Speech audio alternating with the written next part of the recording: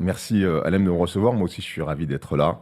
J'aime beaucoup le nom de... Ce 3 juillet 2023, une atmosphère lourde et silencieuse enveloppe les marches du palais de justice de Paris. Harry Roselmack, jadis considéré comme la figure emblématique du journalisme de prestige, quitte les lieux, muet. Son épouse Chrisline, qui l'accompagnait depuis plus de 2 décennies, est visiblement absente. Le couple que l'on croyait indestructible se brise. La nouvelle provoque une onde de choc nationale.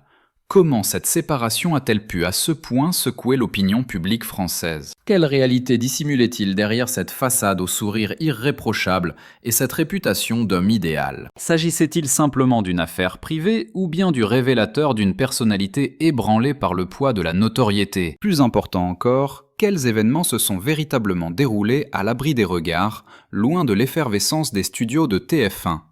Le scandale ne fait que poindre à l'horizon, et les révélations à venir promettent de n'épargner personne. Né le 20 mars 1973 à Tours, Harry Roselmack a vu le jour dans une société française où les personnalités noires étaient une exception sur le petit écran, et une quasi-impossibilité à la présentation du grand journal du soir. Descendant d'immigrés, antillais, il grandit au sein d'un foyer humble, développant très tôt un caractère alliant réserve et une volonté de faire. Ce jeune homme discret évolue à l'écart, animé cependant par un désir inextinguible de déchiffrer les complexités de son époque. Formé à l'École supérieure de journalisme de Paris, il entame sa carrière sur les ondes de Radio France avant de se tourner vers la presse écrite. Au début des années 2000, son talent d'écriture est déjà reconnu, faisant de lui une signature de confiance, une voix qui apaise et un intellect d'une grande rigueur. Son calme et son charisme exceptionnel attirent l'attention de TF1, la chaîne reine de l'audiovisuel français. En 2006, sa nomination en tant que Joker de Patrick Poivre d'Arvor au journal de 20h marque un tournant historique. Pour la toute première fois, un journaliste noir devient le visage familier qui inspire confiance à des millions de Français. Cependant, dans l'ombre de cette fulgurante ascension, se tient une femme déterminante, Chrisline Roselmack. Bien que de profession infirmière, elle fait partie de ces personnes qui préfèrent l'ombre à la lumière, tout en étant celle qui érigeant les piliers d'une réussite. Leur rencontre remonte aux années 90, à une époque où la célébrité n'était qu'un lointain mirage. Ils se sont aimés. Loin de toute agitation médiatique, leur mariage s'est déroulé en toute discrétion, et de cette union sont nés 3 enfants. Leur couple était fréquemment présenté comme un exemple à suivre. Lors des quelques entretiens où Harry consentait à parler de sa sphère intime, il ne manquait jamais de vanter l'ancrage, l'harmonie et le soutien indéfectible de son épouse. Ensemble, ils représentaient une figure à part dans l'univers des médias en France, un duo noir, érudit, réservé et unanimement respecté. Sur les plateaux de télévision, dans les pages des magazines ou dans leur cercle familial, leur image demeurait inaltérable. Aucune polémique, aucun faux pas. Ils donnaient l'impression d'un amour à toute épreuve, capable de résister à la notoriété, à l'usure du temps et aux diverses sollicitations.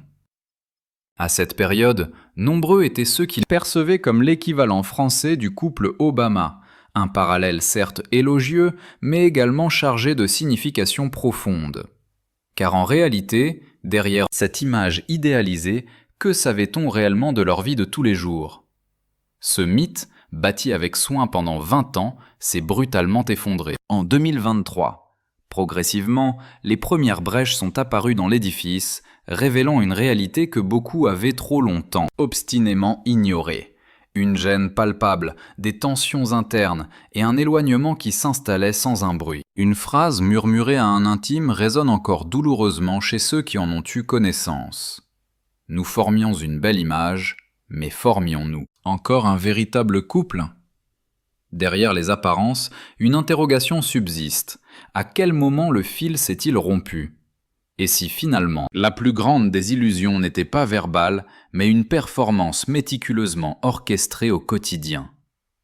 Durant plus de 10 ans, Harry Roselmack a transcendé son rôle de journaliste pour devenir une véritable icône. Cet homme, reconnaissable à son timbre de voix profond et à son élégance discrète, naviguait avec une aisance remarquable entre le traitement de l'information la plus immédiate et la réalisation de documentaires en immersion, ce qui forçait l'admiration.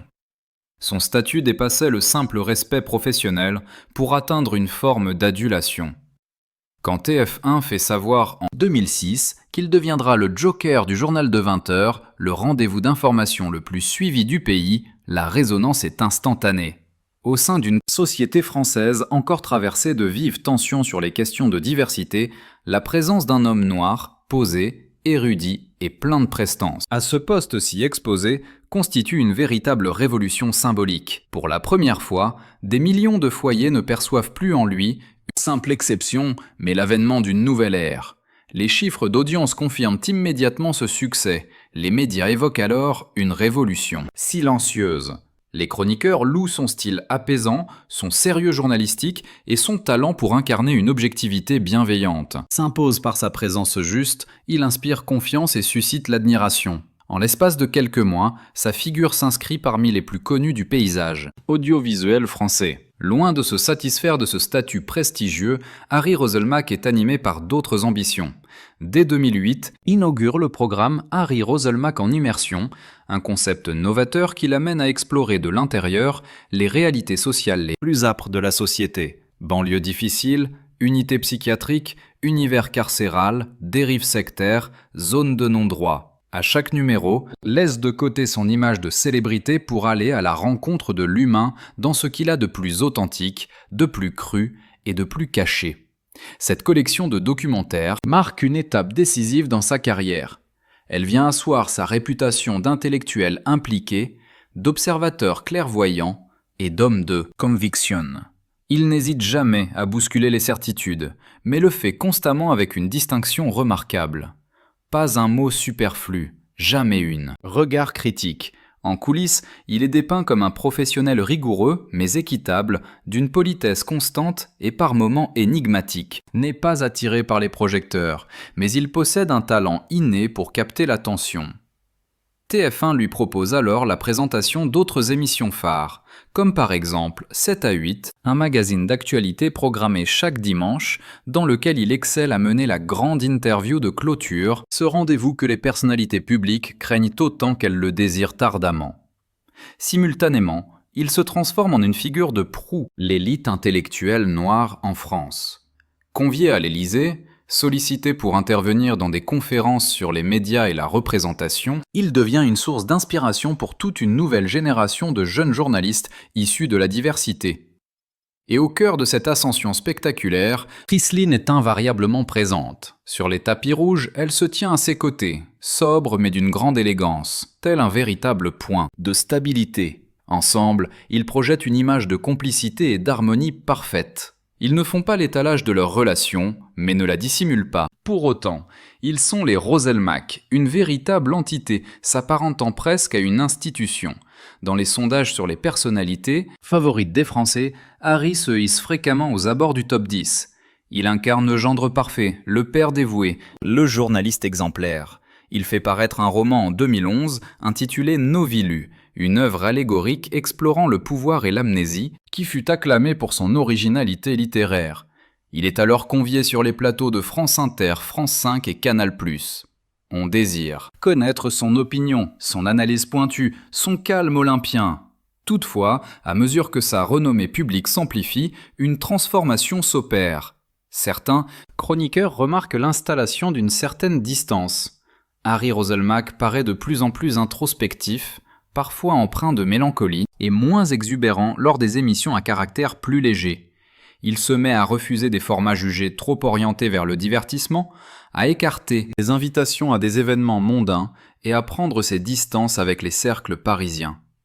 Il avoue au cours d'une interview « J'ai constamment voulu protéger mon jardin secret, mais plus la célébrité s'impose, plus cet espace vital se contracte. » Cette déclaration résonne aujourd'hui de manière prémonitoire, comme une confession à peine voilée. Car en filigrane du succès, du respect et de la reconnaissance générale se dissimule une profonde lassitude, celle de devoir sans cesse incarner un rôle, représenter une communauté et rassurer le public, celle d'avoir à défendre une image dans laquelle on ne se reconnaît plus entièrement. Chrisline, de son côté, se fait également plus discrète. Le couple cesse de s'afficher ensemble, les entretiens à caractère personnel se font exceptionnels et des proches commencent à insinuer que les deux conjoints mènent désormais des existences parallèles, chacun évoluant dans son propre univers. Néanmoins, aucun scandale ne vient troubler ce tableau. Aucune photo dérobée, aucune rumeur sérieuse, simplement une lente et inexorable désagrégation. En 2018, au cours d'une émission spéciale consacrée à la diversité, un confrère journaliste lui pose la question : est-ce difficile d'être considéré comme un modèle ? Il esquisse un long sourire avant de formuler sa réponse. Ce qui est difficile, c'est de ne pas se voir accorder le droit de commettre une erreur.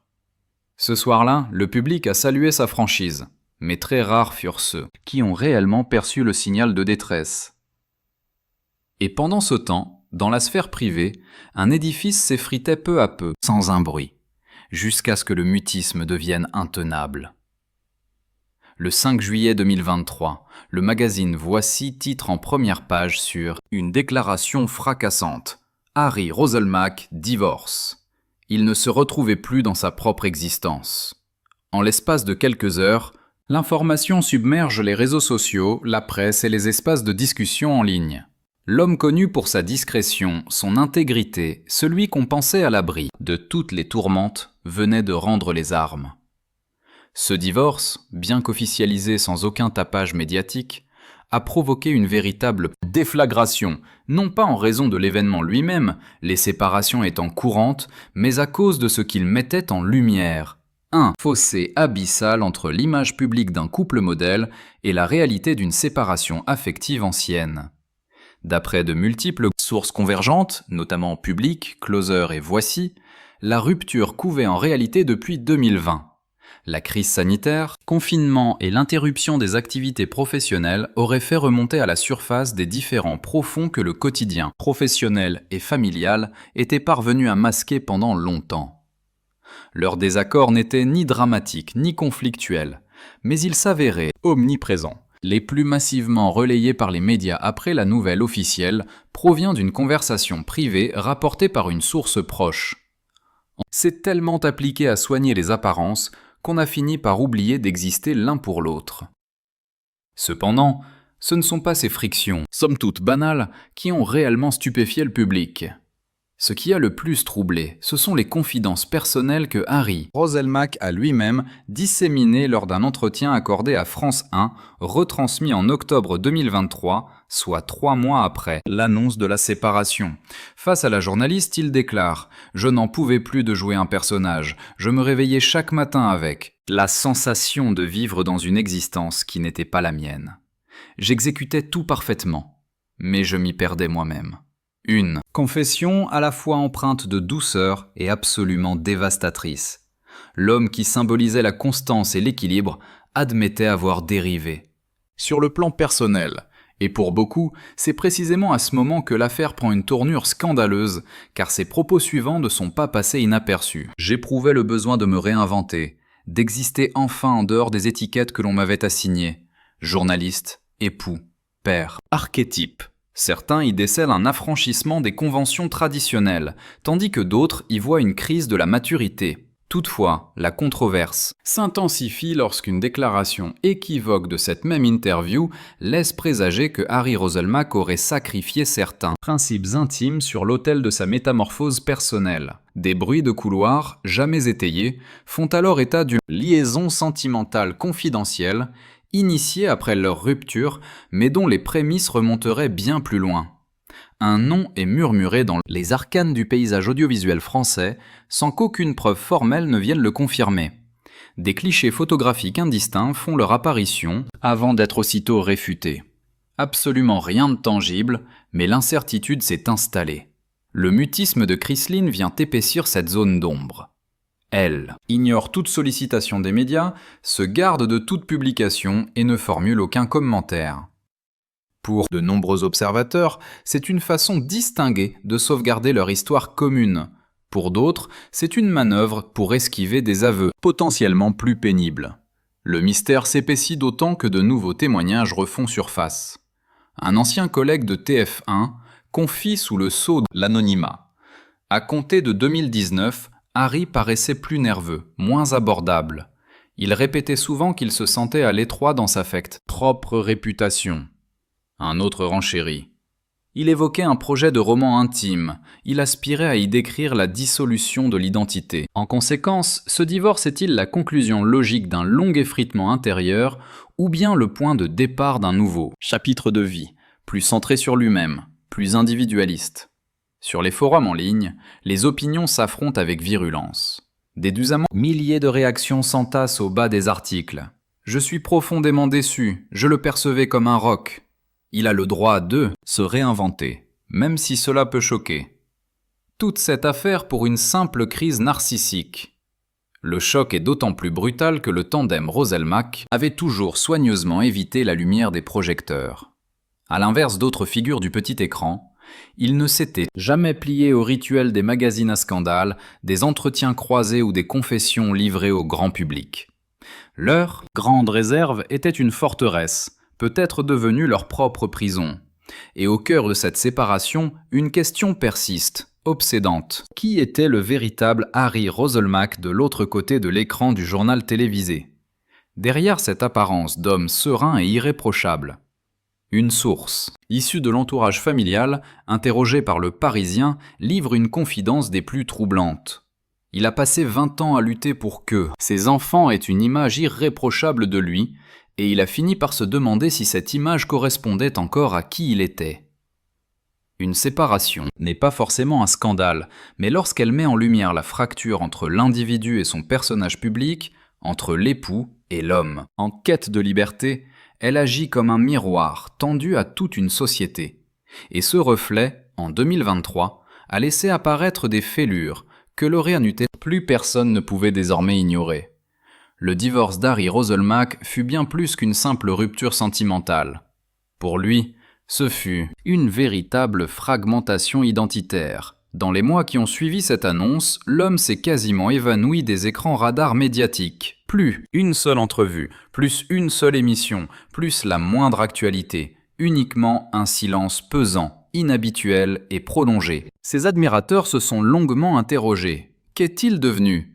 Pourquoi cette éclipse soudaine de la part de celui qui représentait tant pour tant de monde?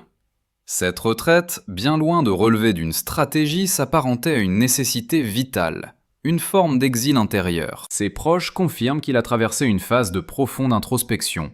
Il aurait ainsi décliné de nombreuses propositions de collaboration émanant de France Télévisions et aurait même refusé une offre pour prendre les rênes d'une émission politique diffusée chaque semaine. Un ancien confrère rapporte qu'il affirmait ne plus ressentir l'envie de s'adresser à la nation s'il ne savait même plus comment se parler à lui-même. Cette formule poignante résume à elle seule le précipice lequel Harry semblait s'enfoncer.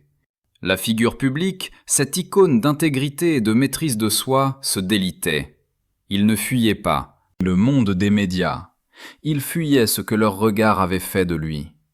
Dans un message laconique partagé sur son compte Instagram, plusieurs mois après s'être retiré de la scène médiatique, il publie « Je suis en train d'apprendre à exister sans avoir besoin de justifier qui je suis. Aucune photographie, aucune légende, seulement cette phrase laissée en suspens, tel un appel silencieux. Ce retrait est également une véritable épreuve pour sa famille. Ses enfants, qu'il avait toujours veillé à protéger, doivent maintenant composer avec une réalité à double facette. Celle d'un père aimant et attentionné, mais aussi celle d'un homme qui n'a pas su préserver ce que tout le monde tenait pour acquis et indestructible. Lors d'une de ses rares interventions publiques, une amie intime de Chrisline a avoué au journal Le Parisien. Elle a énormément souffert en secret. Elle s'est sentie profondément trahie, moins par une infidélité que par le fait qu'ils aient renoncé à leur projet commun. Un abandon progressif, tacite, mais qui a causé une douleur immense, vraiment immense. Pendant ce temps, dans l'arène publique, la perception d'Harry Roselmack devient de plus en plus floue. Il n'est plus l'homme idéal, il est devenu un véritable point d'interrogation. Certains médias d'obédience conservatrice le fustigent pour avoir trahi l'image qu'il incarnait. Des éditorialistes lui adressent le reproche d'avoir déçu tous ceux qui le percevaient comme une sorte d'exception française. Mais est-il juste de blâmer un homme d'avoir souhaité mettre un terme à la comédie? Un fragment de son roman inabouti, publié avec une grande discrétion sur un blog littéraire en janvier 2024, met en lumière son profond désarroi. La figure du héros idéal dissimule souvent un homme en morceaux, que l'on s'efforce de maintenir debout. Le drame survient lorsque cet homme aspire simplement à toucher le sol, une formule saisissante qui entre en résonance avec la décomposition silencieuse mais intense qu'il endure. Il n'est pas question ici d'une dégringolade spectaculaire, mais d'une usure progressive, imperceptible, qui finit par creuser un abîme que l'on ne peut plus ignorer. Au sein d'une société française en quête de repères, le cas Roselmack nous interpelle tous. Exposer la charge écrasante de la représentation, l'exigence permanente de perfection, en particulier pour une personnalité issue de la diversité dans l'univers médiatique. Sa mission dépassait la simple excellence professionnelle. Il devait incarner une sorte d'utopie, être une exception, un parangon de vertu. Au moment précis où il a cessé d'endosser ce costume, une large fraction de l'opinion publique s'est retrouvée désemparée, comme privée d'un point de repère, d'une fiction qui la confortait. Néanmoins, pour Harry Roselmack lui-même, ce processus de deuil était indispensable. Il devait accepter de perdre pour espérer renaître un jour. À présent, son existence se déroule loin de l'agitation parisienne. Il dédie son temps à l'écriture, à ses enfants, ainsi qu'à un projet intime qu'il choisit de ne pas encore dévoiler publiquement. Il ne s'est pas évaporé, il s'est mis en retrait. Et il se pourrait bien que la tragédie véritable ne réside pas tant dans le divorce. Elle réside dans le fait d'avoir dû assister à l'effondrement de son monde privé pour enfin oser affirmer « Je suis enfin moi-même ». Il est des ruptures dont les ondes de choc dépassent la simple sphère du couple. Il est des silences bien plus éloquents que les controverses bruyamment étalées dans les médias. Et il est des personnalités qui, en ôtant leur masque, exposent par la même occasion nos propres illusions. La séparation de Harry Roselmack n'a pas seulement mis un terme à son mariage, elle a mis au jour une réalité bien plus troublante. Même les icônes les plus inébranlables peuvent finir par s'aliéner dans le reflet qu'elles projettent. De même, les figures les plus réconfortantes peuvent être littéralement anéanties par le poids des attentes des autres. Durant de nombreuses années, Harry Roselmack a été ce miroir dans lequel une fraction de la France aimait se contempler. Serein, réfléchi, intègre, aimant, fidèle, impair, attentionné. Mais que subsiste-t-il lorsque ce miroir se brise en éclats? Lorsque l'individu derrière le personnage public demande juste le droit de souffler, d'avoir des doutes, d'évoluer. Dans notre culture avide de modèles parfaits, la liberté même de connaître l'échec, de se réinventer, de ne plus se conformer à l'image attendue, devient un acte de bravoure. Et si en définitive, le scandale n'était pas sa rupture, mais notre propre inaptitude à concevoir que nos idoles sont, elles aussi, faillibles et humaines. Actuellement, toute trace visible du couple Roselmack semble avoir été effacée. Leurs clichés ont été retirés des plateformes sociales, leurs entretiens communs appartiennent désormais aux archives. Mais à la place d'un sentiment de vide, c'est peut-être un nouveau chapitre qui est en train de s'écrire. Une page silencieuse, certes, mais authentique. Et pour vous, témoins de cette trajectoire, qu'en reste-t-il?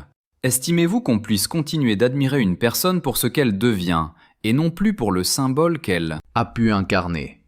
Peut-on vraiment respecter un être humain qui ose affirmer « Je ne souhaite plus jouer le personnage que l'on m'a attribué ». Vous-même, quelle façade continuez-vous de maintenir simplement parce que le regard des autres vous y a emprisonné?